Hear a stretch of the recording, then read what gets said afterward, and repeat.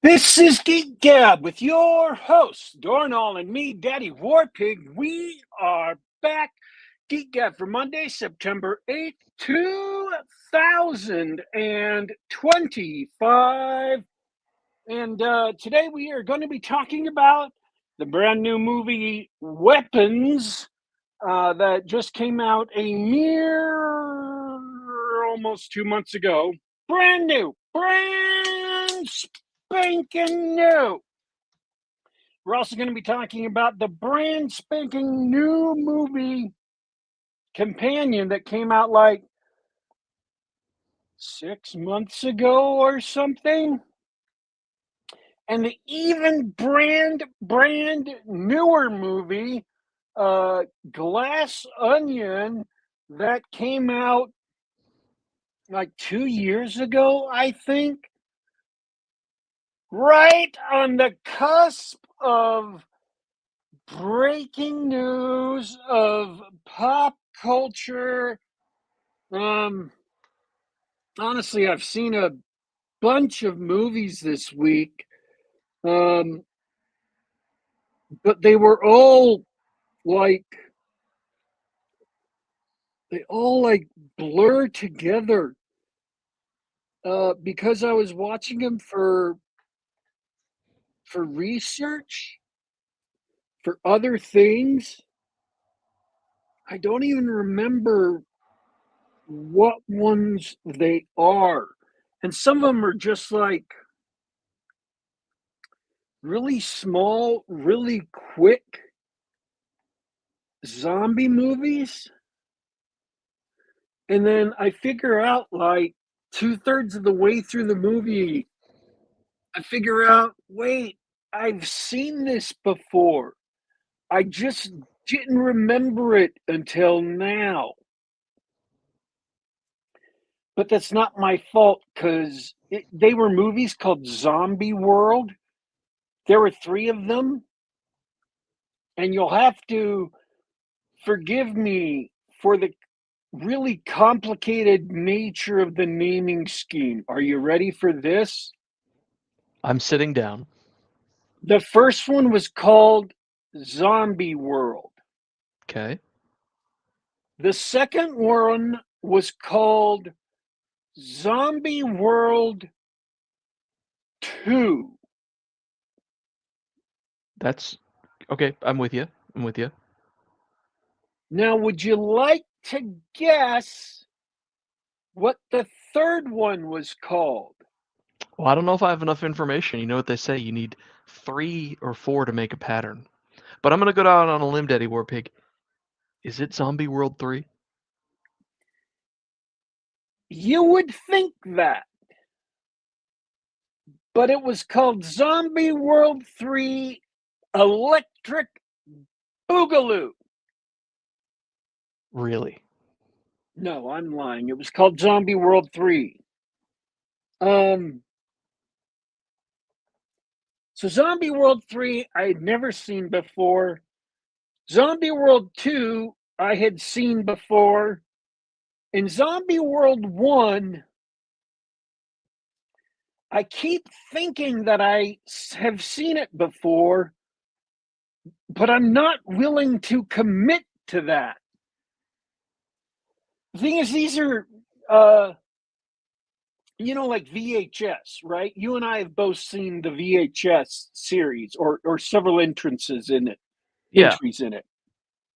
So these are kind of like zombie shorts versions of the VHS, only not as good. Some of them are actually great, but most of them are really bad. And they're pretending that they're all in the same universe, in the same world, but they're very obviously not. So, and then whereas VHS had its shtick was, hey, here's a bunch of weird VHS tapes, and then it had its own like overarching meta narrative that was actually pretty good in the movies I saw of the VHS series. Zombie World had its own sort of overarching meta narrative in the first movie, but it didn't make any sense. None of the movies really clicked in. It was supposedly like this news reporter saying, "Oh, and here's reports from Australia," and then he would show you this zombie short that had absolutely nothing. It was literally physically impossible for it to have been something somebody recorded from Australia. It was clearly just a short film somebody put together, which was fine as far as just showing a short film, but it never clicked as being like the concept for the movie like VHS did. And then, like, one of the earlier, if I have seen this in the last 10 years, I know we've reviewed it on the show. So if this sounds at all familiar and you've heard it, please tell me. One of the earliest, I think it's the very second short in the very first movie, the guy says, and we've got a report from the very earliest encounter with the Walking Dead. And it's entirely in Spanish. And there's no subtitles, either hard-coded into the movie or provided on the site. I saw it on Tubi. I hope that doesn't shock you. Low-budget movies on Tubi. And it is about Jesus of Nazareth, Jesus Christ, being brought Lazarus, you assume it's somebody who's dead, and him bringing him back from the dead, only he doesn't become a living person.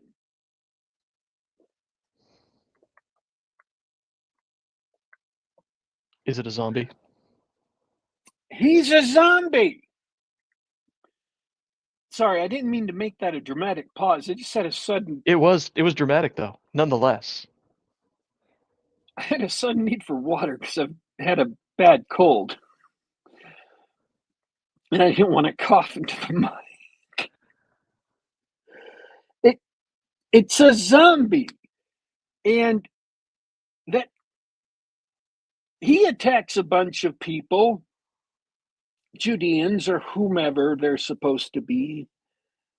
And then they attack a bunch of Romans. And at one point in the movie, Jesus looks in one direction and says, "Oh no, Judean zombies." And then he looks in another direction and says, "Oh no, Roman zombies." And then he looks in a third direction and says, and I swear this is not a joke, I am not doing a bit. He looks in another direction and says, "Oh no, cowboy zombies."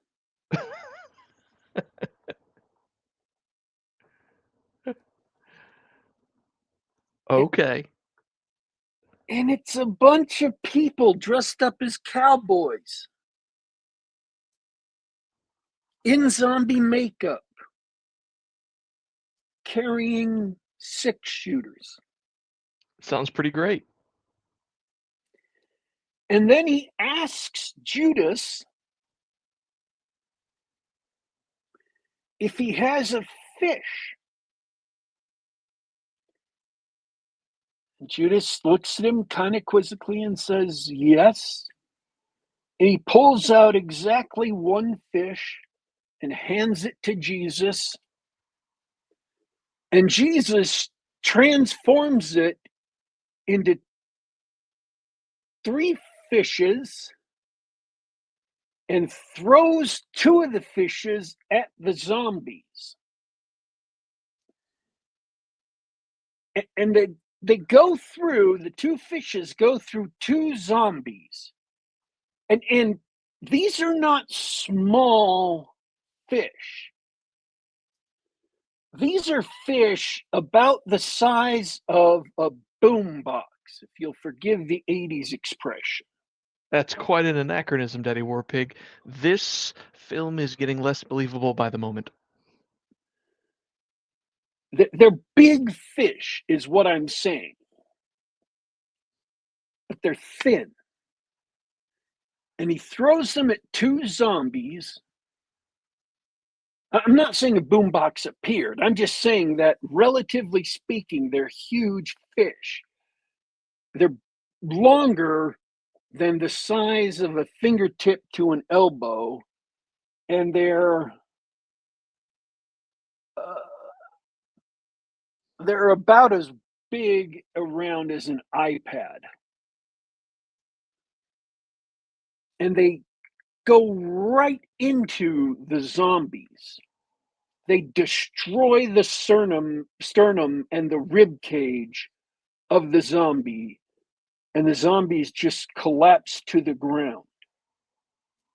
Okay, And then, awesome. because he's Jesus Christ, and he did the thing with the loaves and the fishes, right? Yeah. So he can make that one fish turn into multiple fishes. And so he keeps on doing that. And then they start turning into different kinds of fishes. At one point, he throws a piranha at a zombie. And as you flash around to the fight going on, occasionally they flash back to that piranha, and it just keeps eating that same zombie until there's nothing but these bloody bones with just little scraps of meat on it left. Because the piranha ate the zombie. And then he hands Judas a swordfish. And Judas goes around stabbing all the zombies with it. With a sword, right. Because what else would you do with a spearfish? Naturally. Spearfish.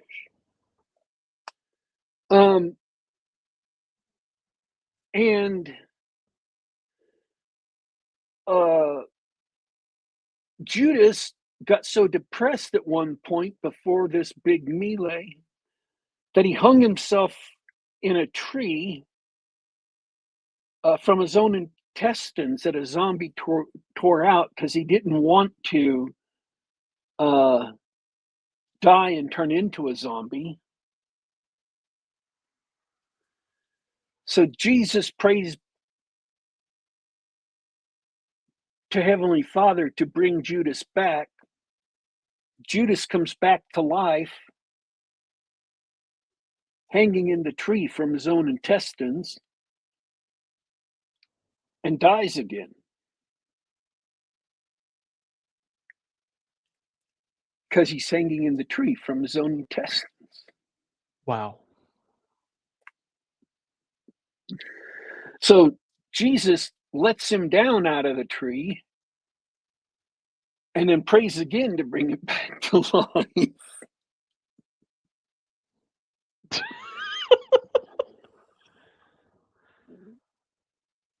This is only the first. It's the second in the first movie. Okay. So I'm not going to explain the whole thing. You've got to understand, that isn't even the whole thing. I haven't explained that there is one of those fishes with the long nose with the jaggedy things. that Jesus uses like a chainsaw, as if it were a running chainsaw that could chainsaw through things. I So, detect and that's just the first movie. bored film students So, and or a anyways, lot, and I mean the a third lot of movie recreational begins with a drugs. short called Naked Zombie Chick. And I have to say that technically speaking, the naked zombie chick is actually naked, but I think they cheat because she's covered with blood. So I think she's wearing pasties under the blood so they can get away with whatever rating they got on it. But That's fair. there is a naked chick involved.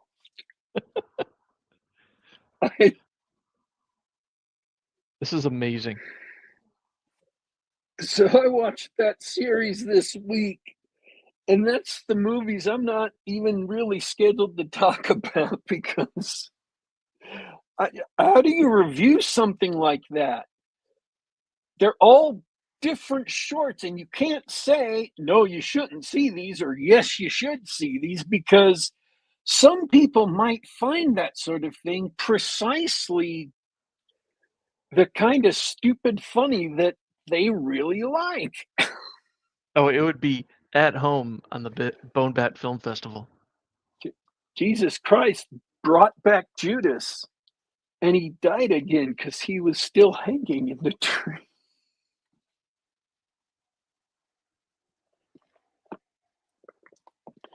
But then the next one is completely straight, right? It's completely serious and terrifying. So it's really uneven. Jarring tonal shifts. Yeah, if you're putting together an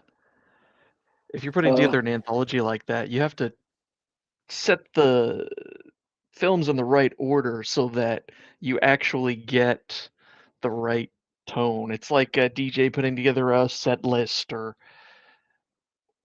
something like that, right? Or putting together an album. You know, you don't want jarring different tones going back and forth. Yeah. Well, we're a few minutes in. I'll say, hey, what's up to the chat? Simon Hogwood, good morning. Bradford Walker, good to see you. For anybody listening here, Bradford Walker, I got to plug your blog, bradfordcwalker.blogspot.com. I think you're on a Substack now. It's hard for me to keep track. But the stuff you're doing, basically talking about the gaming business and the clubhouse and everything that we're doing, you got to check that out. Welcome back, DW. I was just saying hi to the chat. Yeah, those zombie features sound absolutely ridiculous. And I was just telling chat that if you're going to put together an anthology like that, it's like putting together a set list, or if you're a DJ or something like that. You know, you don't want to give the readers or the consumers whiplash from the different tones of your things. Yeah. Hey, yeah, thanks. Yeah, thanks, Bradford. Warpig, have you been just to shift gears for a sec? Have you been reading Bradford Walker's stuff lately? Sorry to put you on the spot. Off and on, yes. I've read Yeah. a, I've read a I've read a couple of his latest ones, and I went back in the archives to read a couple of his earlier ones. That was just like a week ago. Yeah, definitely. He's got the pulse, his finger on the pulse of what's going on in our corner of RPGs. And it's awesome to see you hang out with us. Interesting. Do you want to hear some more D&D news, Warpig? Sure. I just backed a new Kickstarter, which normally that's a horrible thing to do. because you could spend a lot of money buying books and games and things that you will never ever play. Um, one I'm not such saying I've done that. but you're not gonna deny it either. I understand you. Uh, one such product just launched yesterday is called the White Box. That's Yes. WIGHT box. You saw that? Yes. Are you familiar with? And I put the link up on screen for anybody hanging out on YouTube. It is on Kickstarter right now, called White Box, WIGHT hyphen box. And that's a little play on words from the original D&D. The three little books came in a white box with some dice that you would crayon the numbers on and character sheets and things. Um, are you familiar with this? Are you familiar with the contents, Warpig? Have you looked at it at all? I've not looked at the Kickstarter, but um, I have been peripherally aware of it. Yes. Cool.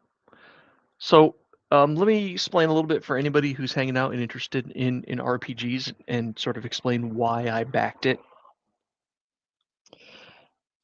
First of all, this is a return to the original version of D&D.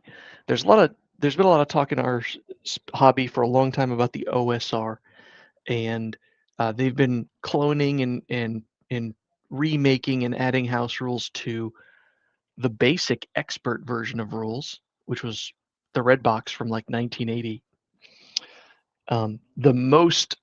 The biggest of which, in my opinion, is Adventure Conquer King system. Acts 2 just came out. But there's a small community of people, forgive me for using the C word, who have been exploring the original version of D&D from 1974, 1973, 74, in those original books. And the guy who wrote this is called the Basic Expert, which is funny because he gets his name from all those OSR clones. And he's done some successful projects before. And this time he's with a bunch of other people have explored this idea of the original version of D&D because that's been that's been kind of the holy grail for the OSR. At least it was when the movement started, before it turned into a bunch of PDF merchants, which was, hey, is there an actual game there? Like, what was it like in the early 70s when the game first came out? What was the game? What was it like? And what they found out was that if you take the game as it is, plus the modern understanding of D&D and role-playing games that we got from uh, first-hand accounts, stuff like The Secrets of Blackmore, and if you import the wargame rule set called Chainmail, as it is printed right there in the original D&D books, says, materials you'll need to play this game, and one of the materials besides and pencil and paper and dice is a copy of Chainmail, right? And that Which was most people who played, they call it Zero E or Zeroth Edition. Most people who played it did not do. right, because the Gygax dungeon crawl became so popular, and that's the sort of game that took off and got house ruled and forked into a million different home games over the years. And even it was common knowledge to me and my friends back, when I was in high school, like, oh yeah, D&D, that came out of Chainmail, right? We kind of sort of knew the basic story, where Gygax and blanking on his name wrote Chainmail, and then Arneson and Gygax invented Dungeons and Dragons, but it used Chainmail. And so why am I talking about all that stuff? This is a brand new game. It's not really a brand new game. this guy, the basic expert, and you can go check him out. He's got a great YouTube channel. He basically rewrote and cleaned up the existing rules in the 3 books from D&D, and he imported the rules from Chainmail. That's more or less it. There are a couple of small changes, and one addition from there's like a magazine that TSR put out in 1974 that details a random dungeon generator. So he took D&D, reorganized it, probably cleaned up the language, and made sure that the chainmail rules were in the same document or the same set of documents, and made sure that you had the dungeon generator from the early parts of the earliest parts of the industry. And that's it. There's basically nothing else to it. And that version of the rules actually you can get for free on Drive-Thru RPG. This Kickstarter, what he's done is that he's clean. I'm pretty sure I've done that. I have that version of the rules. Yeah, you can get it right now, white box 1.3, and I skimmed it before the show, and it's easy to read. The English is dumbed down just below Gary's level, so it's a little easier to understand. Everything's really organized. You understand why he's saying what he's saying. All the rules are there. What he did is that he's put together a Kickstarter with this information, and it's in 3 little booklets like the original D&D, and he's printing up a wilderness exploration map for the wilderness exploration mini game that was part of D&D. We're going to get some dice in it. We're going to get a DM screen, a bunch of character sheets, and a bunch of art that a lot of it he produced himself. He does a lot of art himself. He's done artwork for other companies, for other RPGs. And so this is one of these Renaissance guys who's really put together sort of an interesting looking product. And for me, this is a lot like Axe, right? If I just wanted to play what they're calling 0E with chainmail, I could just get this PDF here, or I'm going to plug The Old Lords of Wonder and Ruin by Alchemic Raker. That's something you can find. Go ahead and search for that. The Old Lords. That's more or less a more mass battle version of D&D. It really focuses on the domain and riding armies around the map, that sort of thing, using chainmail as a base. It's basically the Old Lords is basically a organization of chainmail, a recapitulation of chainmail. So we've got this really interesting guy who does all his own art, no AI stuff. Who put together this nice looking product. It's kind of like getting Axe too, right? Like, it's a really nice product. It's got a rule set that I could see myself playing. I guess that's all I have to say about it. I think after looking at half a dozen OSR rule sets, from old school essentials to Osric and Stars Without Number and everything like that, where they all sort of feel the same, that sort of basic D&D flavor permeates everything. This'll I think be the end of it. I'm not saying it's a killer. I'm just saying, just like when you get a reprint of AD&D, I don't know that you need any OSR product anymore. I think if you like that sort of old school gaming, if you want to go all the way back and you want to enjoy those original rules, this is going to be probably the best way to do it. That's just one guy's humble opinion, but I backed it. I think you should check it out. I think maybe we should have John on the show, the basic expert. Maybe have him on the show and have him talk about it in depth. But sure. the this is the thing. All of the OSR is basically, until recently, um, has been heavily focused on the BX books, Holmes or Moldvay. Not even Beckme, although I think there is one or two Beckme, one or two people who took some inspiration from Beckme. And that's BECMI, that's the Basic Expert Companion Master Immortal. I don't think anybody has taken any inspiration from the Immortal set at all, ever. And I'm not saying they should. I'm not saying that that is a deep and terrible tragedy in the history of the hobby that people have not recapitulated the Immortal set. But nobody other than Osric, which happened a long time before the OSR proper, nobody has done AD&D. And I'm going to say it again because I got really a lot of angry feedback on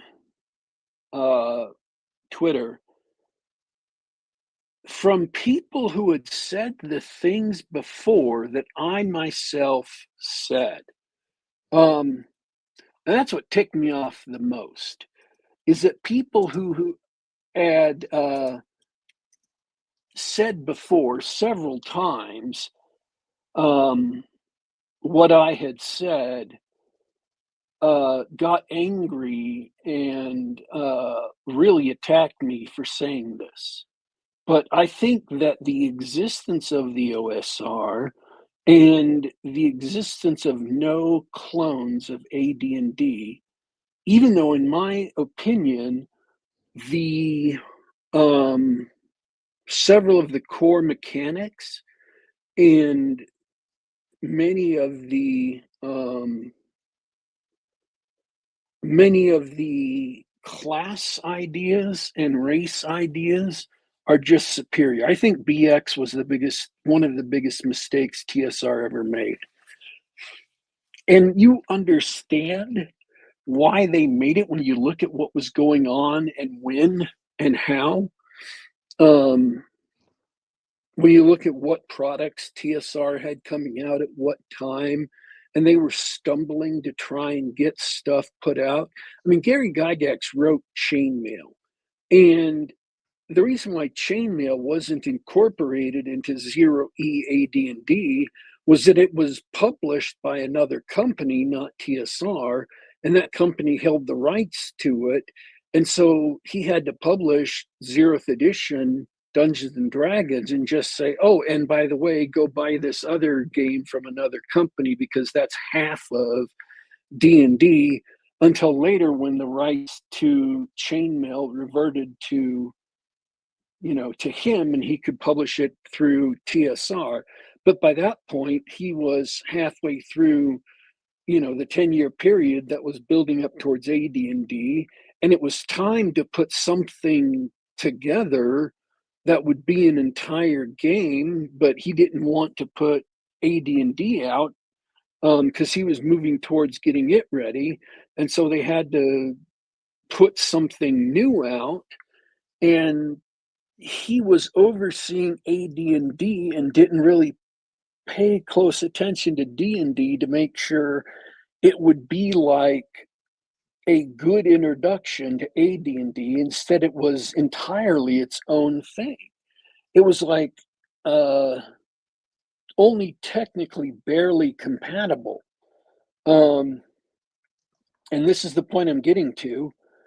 When AD&D came out, it was organized very badly and was written in a very dense way. And in several places, not the whole document, but in several key instances, was written in a way that it was absolutely unclear what was going on unless you had either played with Gary or played with someone who had played with Gary and knew what was going on, or and so on and so forth. The culture had to be directly transferred, and it wasn't. D&D became a phenomenon so fast it wasn't directly transferred, and so a lot of AD&D got dropped by the wayside. So I believe that second edition AD&D, as written by Gary, would have perhaps fixed a lot of the issues of the missing cultural background once Gary saw how things had gone a little bit off the beam. But he never got a chance to write it. He never got a chance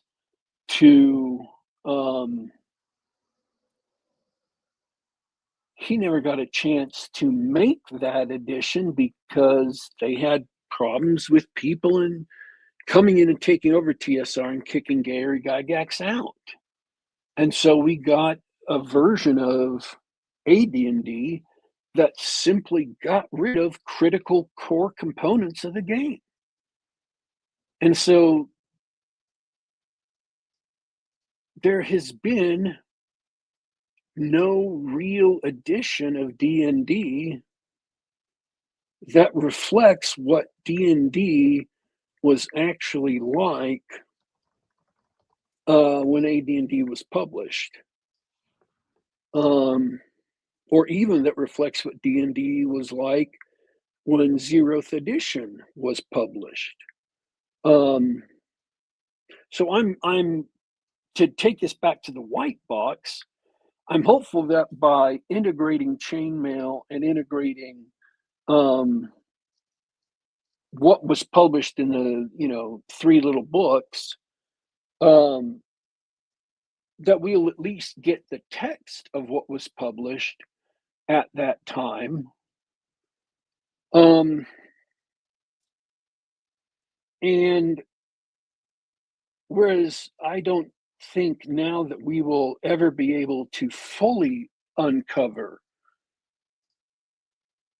the traditions and the lore of the wargaming society at that time, especially for things like the conventions. That's what I'm thinking of.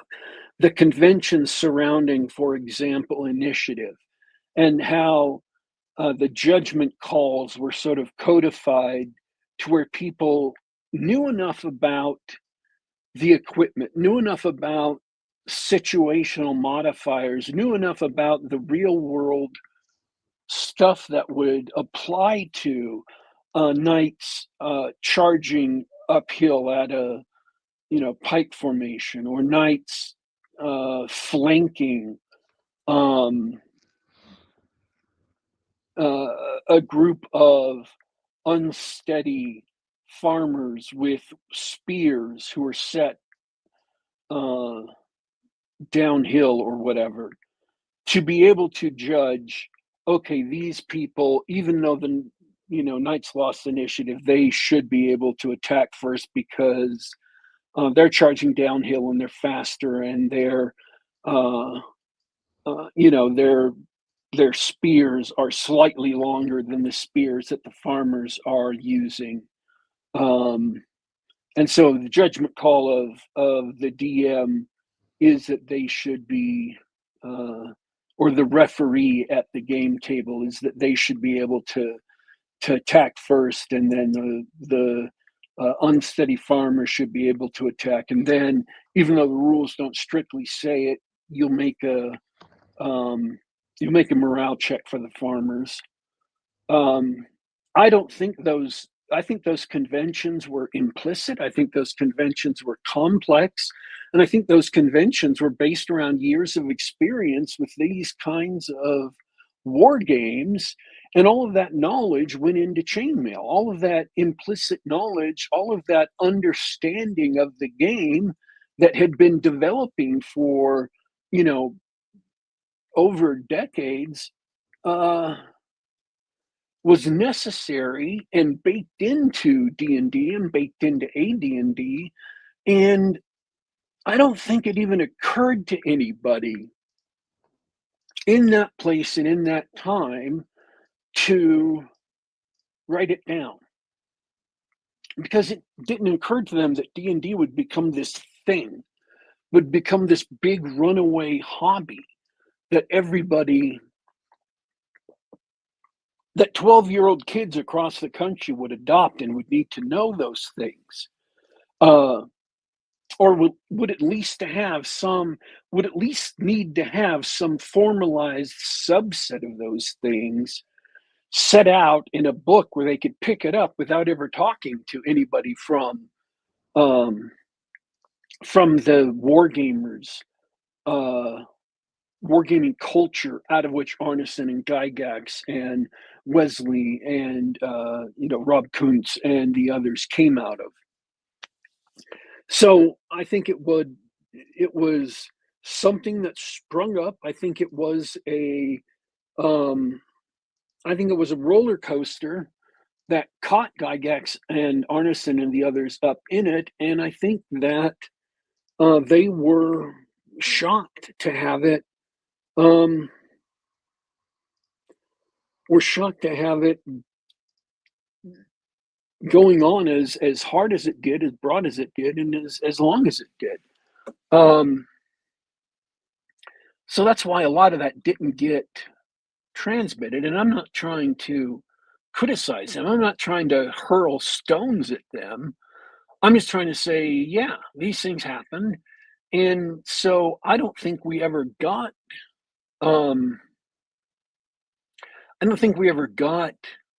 a condensed version of that knowledge, and I don't think it was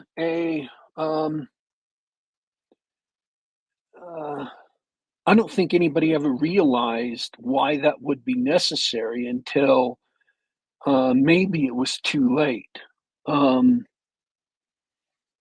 certainly it wasn't until the Bro SR began taking the AD&D seriously and seriously trying to apply it as a game that we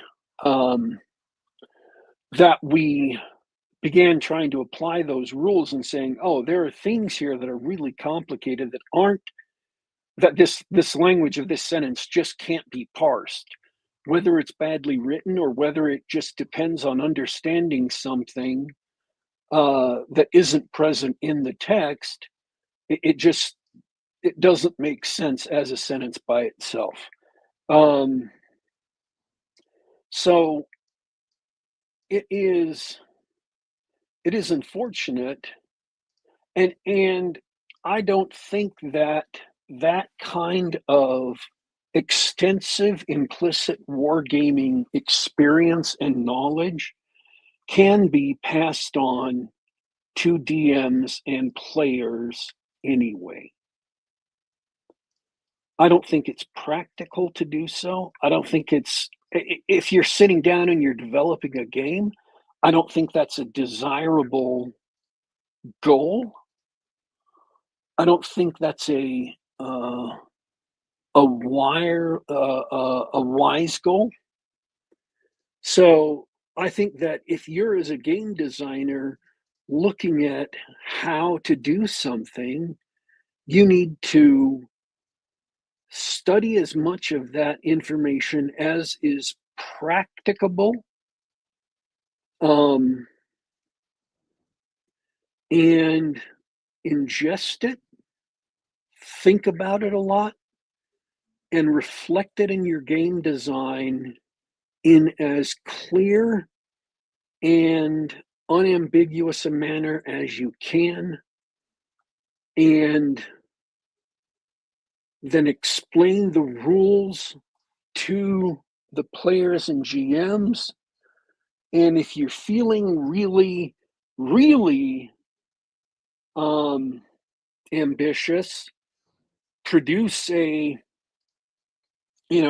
developer's commentary or behind the scenes document that explains to people why you made the decisions that you did, so they can see, oh, okay, this is why you made the mechanics this way and that way because of these real world considerations. And the reason why I suggest not doing that in the actual rule book itself is because there's a lot of rules that gamers will just accept until you explain what's behind them, and then they'll suddenly have a problem with the rules.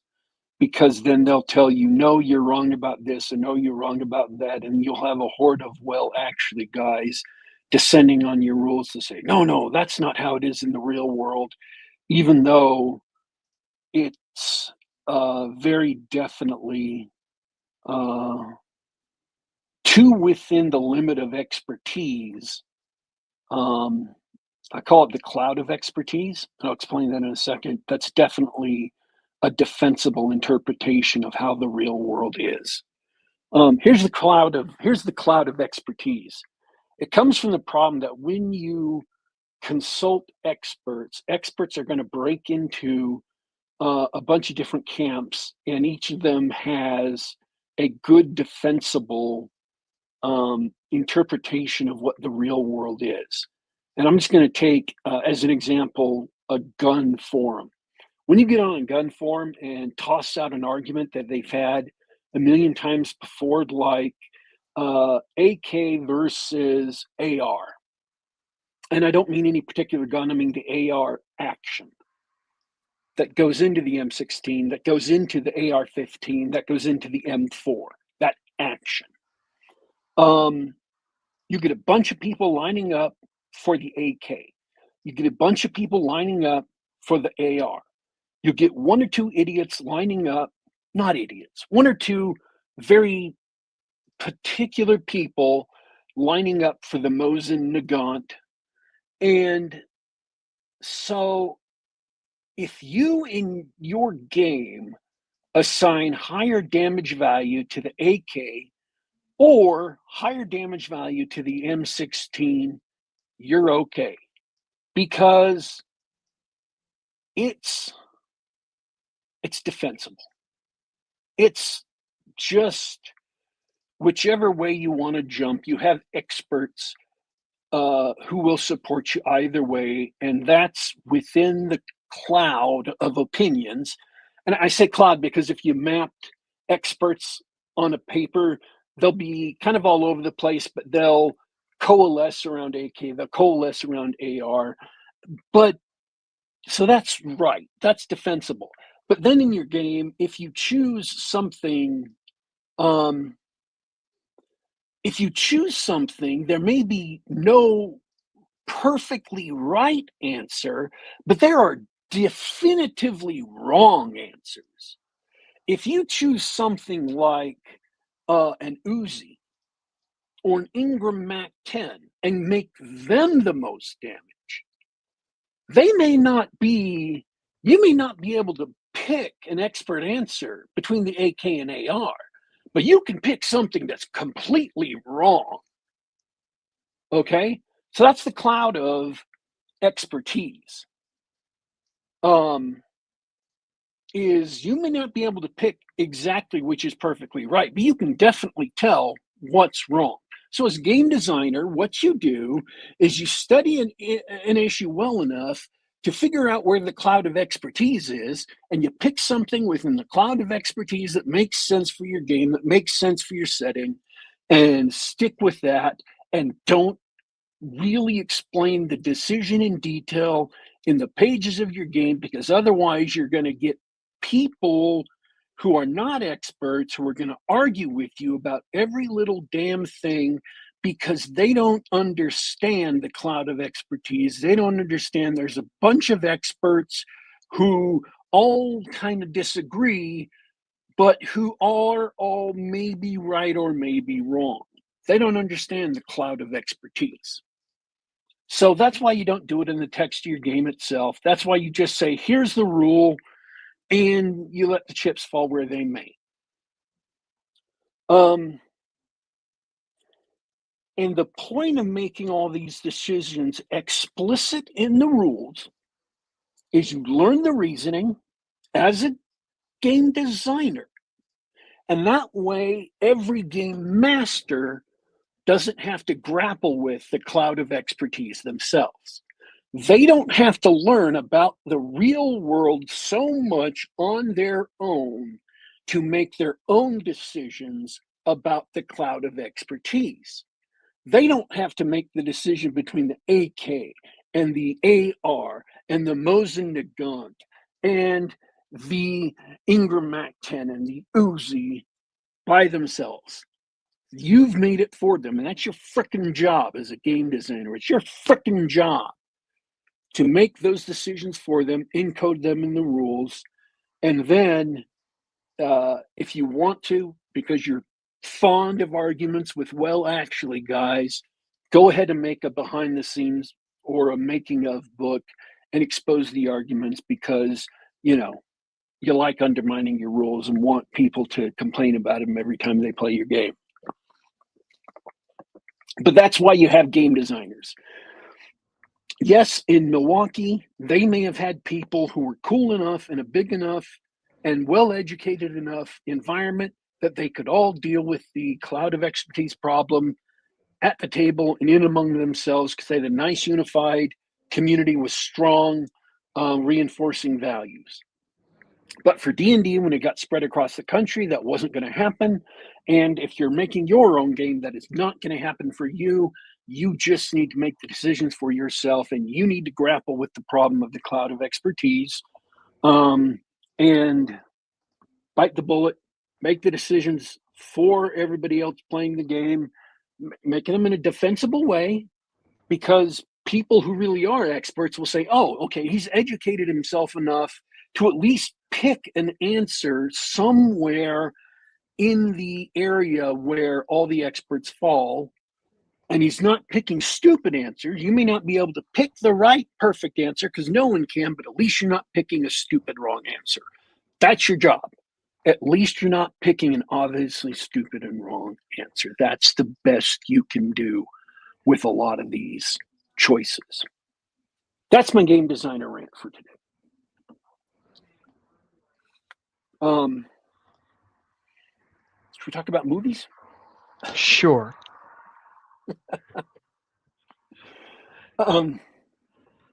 I saw Weapons. It was a good, intense thriller movie. If you've seen any of the previews, you know it's about 17 kids in a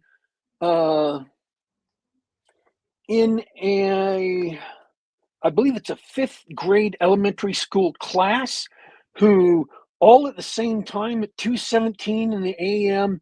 get up and run out of their houses into the night and just disappear. And the rest of the movie is about what happened and why, and the parents dealing with the aftermath of their children disappearing. I'm going to spoil something. There is an answer. And I liked the answer. I found the answer satisfying. I enjoyed the movie, but I like horror movies. I enjoy the experience of watching horror movies. I think people misunderstand horror movies. I think people think that horror movies are about making you scared all the time. And if you're not scared all the time, it's not a horror movie. I think horror movies are about more than just being in straight fear all the time. I think them making you tense is part of a horror movie, making you mystified, making you worried. I think horror movies are horrifying you. So I think horror movies are about and horror novels are about a welter of emotions, not just being scared from beginning to end the whole way through. Sometimes horror movies, or a lot of times horror movies, are about the anticipation. You may know what's coming, you may not know why, but going into this movie, if you saw the previews, you know what's coming.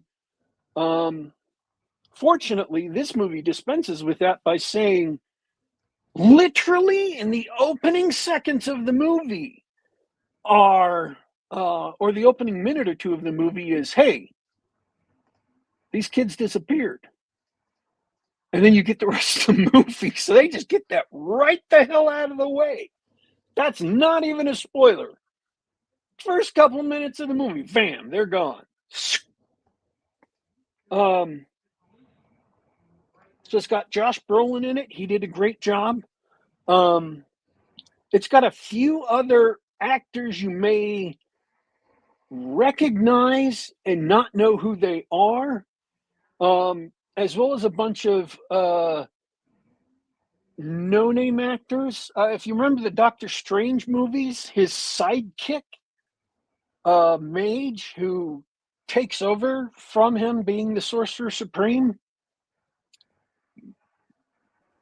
whose name I can't remember, the Asian gentleman. Mm-hmm. He's in the movie. He does a great job with the role he has. He really is a great actor, just all around. And I'm glad that the Doctor Strange movies gave him an opportunity to get wide exposure, so he could pick up other roles. I've seen him in several other movies, and he's always done a great job. So he does a great job in this movie. The teacher, the elementary school teacher whose class it is, because they're all from the same class. I've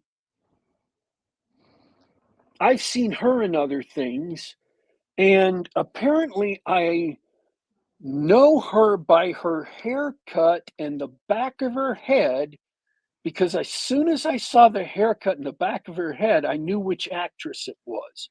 I didn't even have to see her face. So apparently she's got a very distinctive haircut and back of her head that she keeps in different movies that she just keeps on wearing. But I don't know her name. But I knew it was her, and then she turned around and it was her. She does a credible job. And I just like the movie. I'd recommend it to people who find the mystery or the thought of the mystery compelling. It is a mystery box movie, but there is an answer inside the mystery box, and they open it up and show you the answer, and then there is plot after the answer. It has meaning. And there is dealing with the answer to the mystery. So it's not just jerking the audience around like some mystery box directors I could, but won't name, but I am loudly not naming them. Hint, hint. Wong. Yes, that's the Yeah, character. Simon Hogwood says Wong. I'm trying to remember the actor's name. Wong is the character's name. Thank you. Yeah. The actress is Julia Garner. She was the model for the Silver Surfer in that latest Fantastic Four. A bunch of other stuff I don't think I've ever seen, but maybe you watched Ozark? No, I did not watch Ozark. Well, then I can't explain why. What about The Americans? I did not watch The Americans. I can't explain why you recognize her then. I have no idea then. Benedict Wong is his name. Ah, okay. So Wong isn't the character's name. It's also the character's name. Oh. Simon Hogwood gets it in one. Don't! Well, I lose that one. You're not racist, Daddy Warpig. They really are both named Wong. Okay. Don't think about it too much. Well, I guess I'm just Wong about that. Sorry. Got him. Oh. I liked that one. I thought that was a good one. I'm gonna get canceled for that. They're gonna destroy my life. Anyway. It's so Wong, it's right. Oh, we need to stop this. Oh. I'm going to stop this by talking about a different movie. I saw Glass Onion. Apparently, okay, so there was a movie named Knives Out. It was made by Rian Ryan Johnson. Johnson. Oh, Ryan. Is it Rian? Okay. I just thought it was No, Ryan I think it's spelled Ryan. stupid. It is. It's Ryan spelled stupid. Okay, Rian Johnson. And it was an okay detective movie. It's Agatha Christie with modern audience stuff added in, but not real heavy. But it's there. But you notice it. No, Red Sonja. I didn't get a chance to see Red Sonja in the 2 weeks since I said I was going to see it. Maybe next week. Red Sonja was fake news. Yes. So I saw Knives Out. I don't know if I ever reviewed it for the channel though. I'm losing track of things. I think you did. I think you did, but I don't think it's important either. Nope. And then I just saw an announcement that they made a third of these. Glass Onion is the second. Technically, it's Glass Onion, a Knives Out mystery, and it was direct to streaming because it was made for Netflix.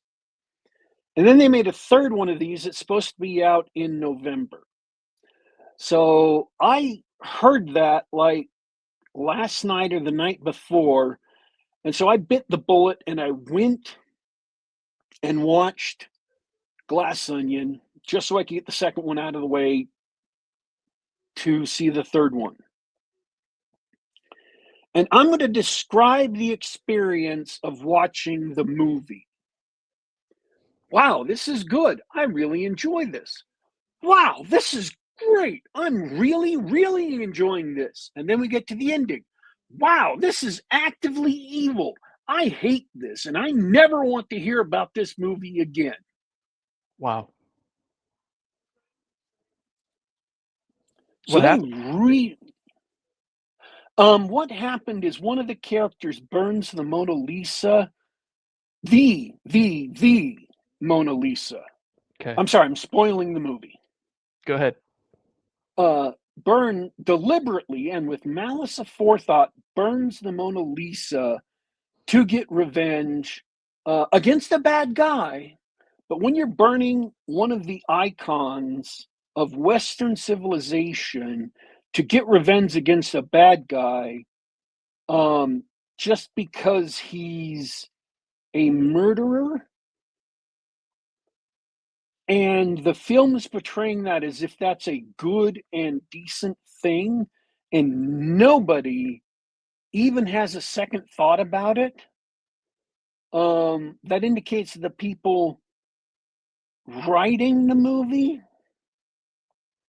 have something missing in their soul somewhere. It never even occurs to them that that might be taken as a bad moral action. Never even occurs to them that that might be a bad thing. So it's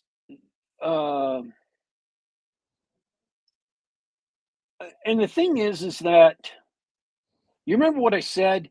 It's Rian Johnson copying Agatha Christie's homework, but with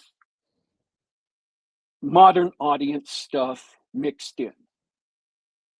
Yep. So you've got a person burning the Mona Lisa to get revenge on a murderer. Now, the person who burns the Mona Lisa is poor. The murderer is rich. And if I were to tell you its modern audience, would you care to guess what the rich person is? Uh, I don't know. That's not enough info for me. They're a white male. Oh. Oh, that's makes him bad. That makes him bad. I know that much. Um, and the poor person is a black female. Naturally. Now, here's the thing. He's not even presented as being a racist.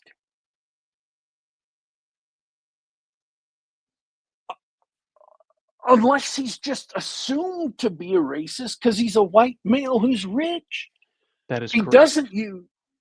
doesn't use racial epithets. One of his chief employees is black. He hires, racially diverse people. He's presented as being a really kind of dumb liberal whose entire goal in life is renewable energy for the world to make energy free for everybody. He's not even a racist. He's just a white male who happened to Boo kill. hiss.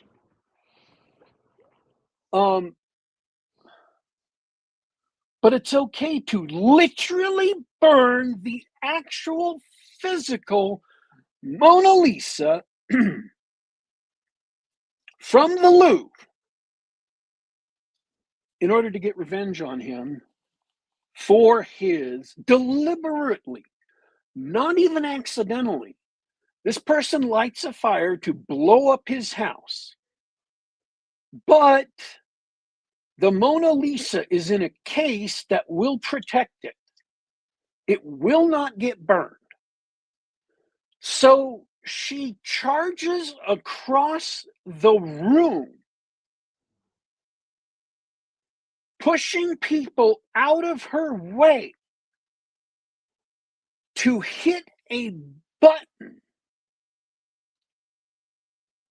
that will open up a door on the safety case to let the Mona Lisa, purely for spite, to burn it.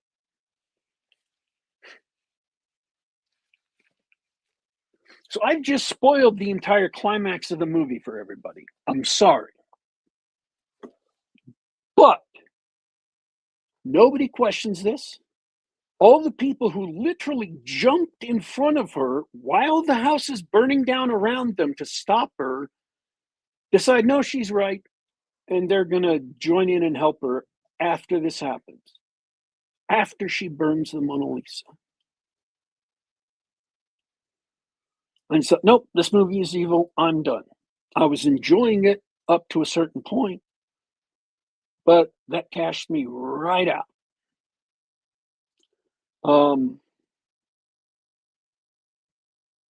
So and I'm just going to make an amateur psychology guess here. You can see why Rian Johnson destroyed Star Wars on purpose. It's because he has some bitterness at his core, some loathing for Western civilization, and he made a movie celebrating the destruction of the Mona Lisa.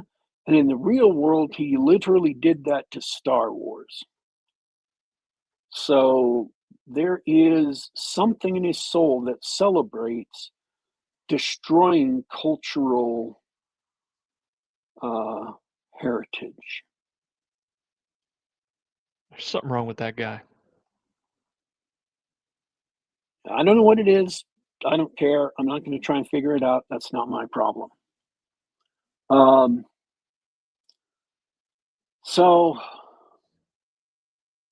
liked it, loved it, hated it. Just, it was an evil ending to a movie that was really entertaining up until that point.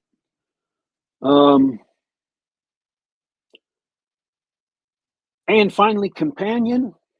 I don't know if you've seen any of the Companion is a hard sell because the way the movie is structured, the selling point for the movie is something you're not supposed to know of going into the movie, because they're playing it off like you don't know what's going on.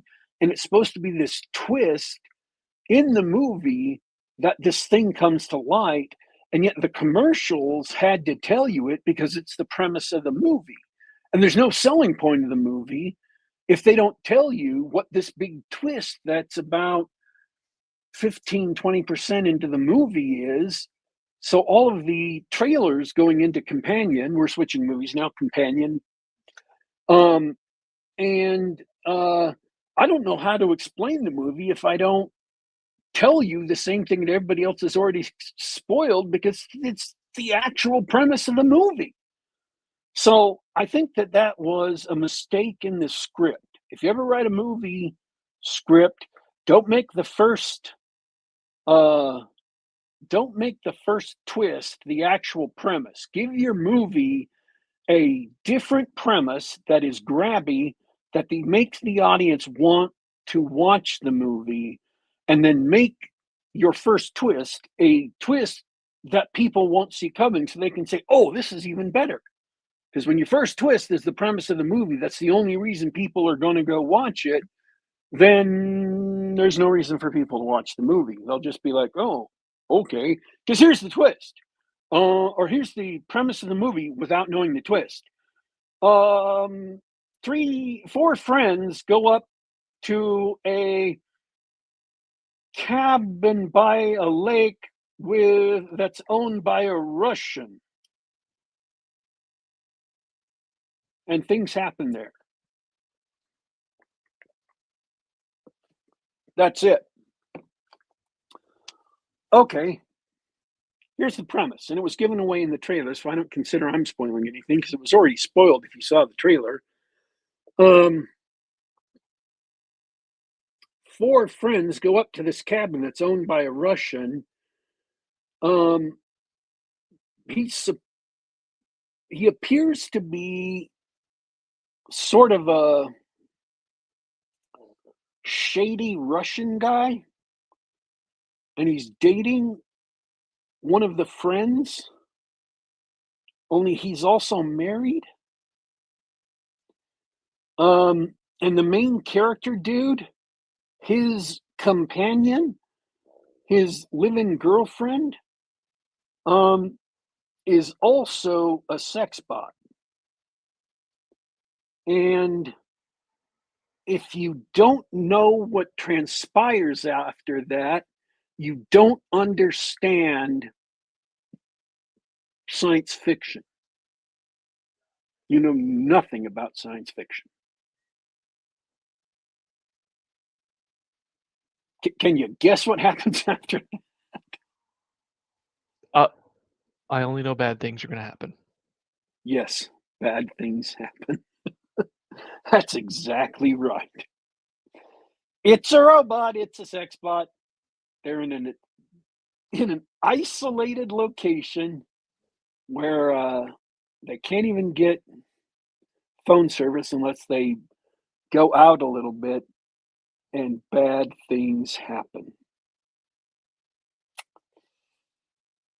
Yep, that's the premise of the movie. But the way it's shot, the way it's set up, the way it's plotted, you're not supposed to know that she's a sex bot until a little bit into the movie, when it's supposed to be this big surprise. But it's given away in the trailer. I didn't even know it was supposed to be a secret. Until I was reading on this site called Script Shadow that said, and I hadn't seen the movie, and it said, oh, this is supposed to be a secret. And I'm like, what? Why would you make that a secret? That's the only reason to watch the movie. That's the selling point of the movie. It's supposed to be a scary, tense thriller. And if you don't have something that's hunting the characters, that's doing bad things, how do you know it's a thriller? Oh, yeah, you should go see this thriller. Oh, really? What's it about? Nothing. It's a movie about nothing. Thank you, Jerry. So is it any good? No.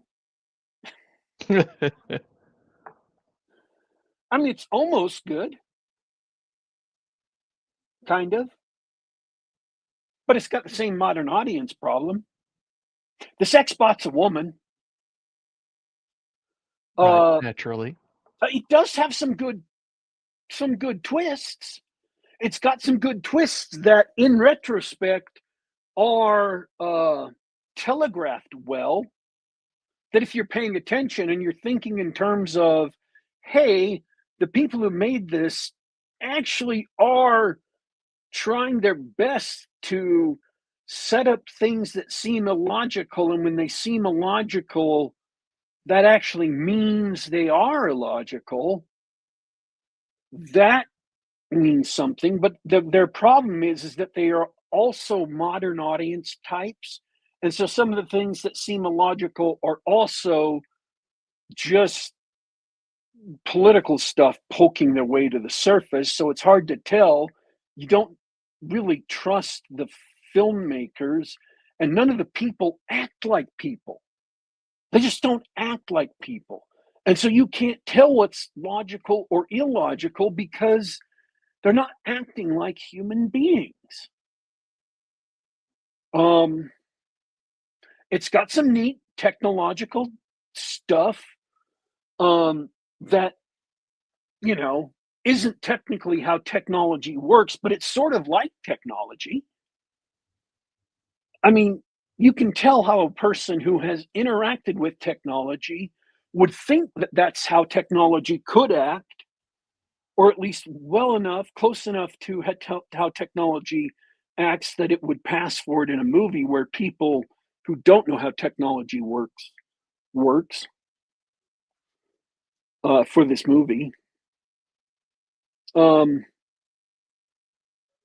they're legitimately trying hard. They weren't lazy for this movie. It was not a lazily made movie. Uh, it was not a badly shot movie. Uh, the special effects are done well. The script makes as much sense as it can, given the limitations of the society that the people who made it come from, given the limitations of the political prejudices they're laboring under. Um,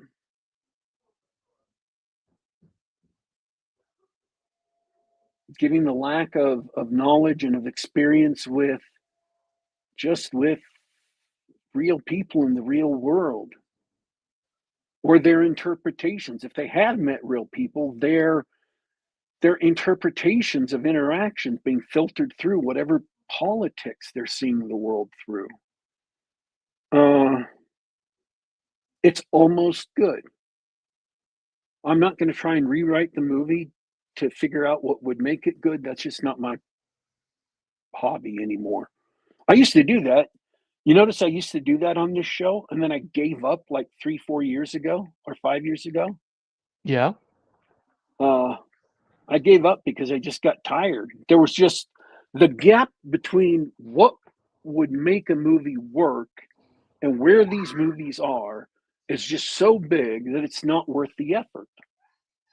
Um, the gap between Iron Man 2 and what would make Iron Man 2 really work isn't super big. So I could figure out how to make Iron Man 2, I think, work. Um, and did so on the show. But the gap between, because Iron Man 2 had characters that worked as people, and whether that was because of Robert Downey Jr.'s performance, whether that was because of who wrote the script, whatever that was because, the gap between here are characters that work and are good characters, and the problems were just in the plot. The problems were just in the storytelling. The problems were just in the story. And that's what the problems were up until about 2000, I don't know, 16, 17 or so. But the problems now are just that people writing these things, not universally, not uniformly, they've never met real people. They don't know how to write characters that are real people. So I don't know. They're just not writing real people, and you can't fix that by fixing the story.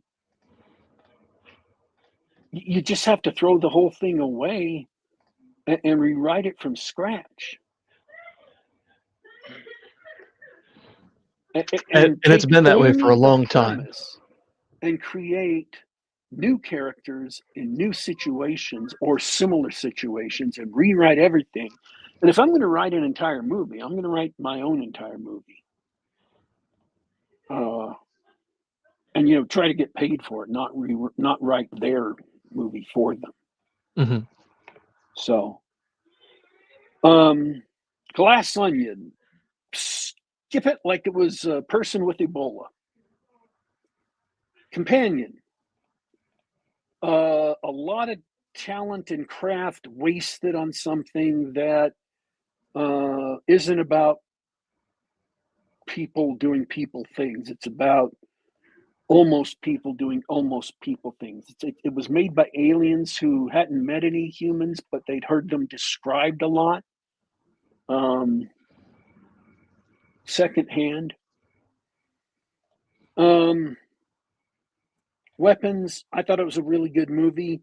Your reaction to it is going to depend on whether or not you find the solution, what's inside the mystery box, satisfying, whether or not you buy it. And honestly, if you guess it beforehand, I didn't. Some people might guess it beforehand. I don't see how they would, but they might. If you guess it beforehand, the movie's going to fall flat for you because you're like, oh, yeah, I saw that coming. That's so stupid. I knew that from the first minute I watched the movie. I was like, oh, yeah, that's it. Whatever. If that's you, the movie will fall flat for you. And also, congratulations. You were better man than I at seeing that coming. But I really liked Weapons. I enjoyed it. I mean, there was some rough stuff in there, a little bit of rough patches, but I thoroughly enjoyed it, and I'd give it a recommend. It's still in theaters. It's been in theaters a long time, which means that people are still going back and seeing it. So it may not be burning up the charts, but it's got good enough word of mouth to keep it above the cancel line. So that means there's something to recommend it. I don't think it's going to be in theaters much longer, but you should go catch it while you still can. That's it. I'm done. Cool. Good show. Good chat. And I appreciate the D&D rant tonight, Warpig. But that's all I have to talk about. And I take that to mean that he lost the ability to hear me. Well, I just want to say thanks to everybody for hanging out and chatting with us. Shout outs to the chat, Brian Reninger, awesome guy, also known as Fluid the Druid. Yeah, I hope you guys avoid those bad movies like The Plague. Maybe watch the good one. Maybe play some D&D with us. And I hope everyone listening later, both of you, go check out The White Box by the Basic Expert. If you like having new role-playing games, or if you like playing old role-playing games, he is worth a look. He's a good guy, and it looks to be an interesting thing. Daddy Warpig, welcome back. I sure hope you can hear me now because it is your turn to say goodnight. I figured out I wasn't hearing you, so I dipped out and back in to fix it.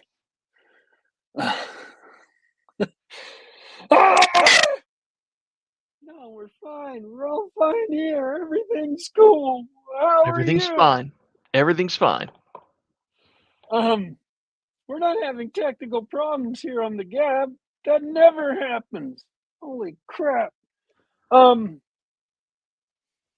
glad we got to talk about game design again. I don't often get a chance to do that, but it's always worthwhile. And I hope there's people out there developing games who get some value out of this. Brian made a comment. Oh yeah, the cool thing is that there are games that feature several stupid wrong answers, yet nonetheless remain fun. You just have to hold back a bit and relax. And that's more of a comment for players instead of game designers. So there you go. I thought that was a worthwhile comment we didn't get a chance to share because it came in after I'd already shifted over to movies, but I wanted to highlight that before we went.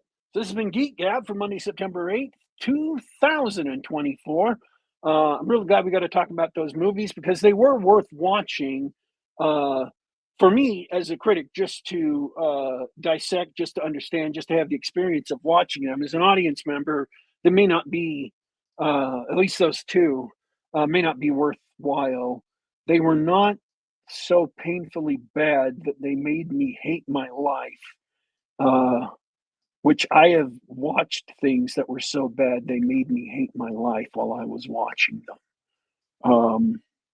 That one HBO cartoon that was about body horror. And it was sad because that entire episode got like low views. Nobody cared. I'm like, I suffered. I suffered for my art to watch these and review them, and like nobody watched that episode. This was worthless. Why did I do this to myself? I was weeping inside just a little bit when I saw the viewership numbers for that. I don't normally check viewership numbers for that, but I was looking for something and I saw that. There's like 47 people who saw that, and I'm like, not only did I hate my life while I was watching it, I hated my life for having made the episode. So it got me twice. It got me coming and going. I'm like, this sucks. Okay, we're going. Thanks for taking those bullets for us. Yeah. Thanks for tuning in, folks. And I want to say thanks to everyone who will tune in later and catch the show. This has been Geek Gab. We are here on youtube.com/Geek Gab. Once again, that's youtube.com/Geek Gab. Monday nights, 7 p.m. Pacific, 10 p.m. Eastern. And we watch shows so that you know that you can, or you know that you don't have to. You can also catch us on the Google Play Store, SoundCloud.com, and on the iTunes Store. Just do a search for Geek Gab or the podcast app for those of you on iOS or on Mac OS. Just do a search for Geek Gab, sign up, and listen to us on the device of your choice on the web, or download us to your computer. We are in all those places because, gosh darn it, we care just that much. We're signing off for today, folks. So don't you worry, don't you fret. We will be back.